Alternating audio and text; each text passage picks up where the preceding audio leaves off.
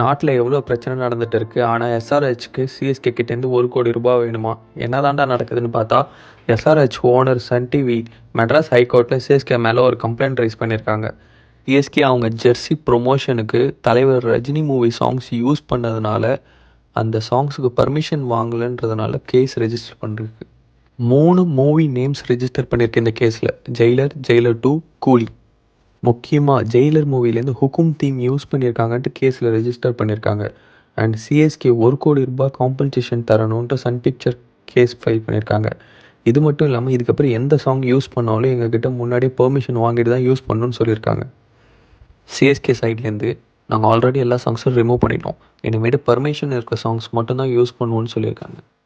Court சிஎஸ்கேவை affidavit submit பண்ண சொல்லியிருக்காங்க. அஃபிடவிட்னா return statement மாதிரி உறுதிமொழி கோர்ட்டுக்கு சப்மிட் பண்ணணும். இந்த வாரம் மார்ச் 16 அடுத்த ஹியரிங் வச்சுருக்காங்க. பார்ப்போம் என்ன நடக்குதுன்ட்டு.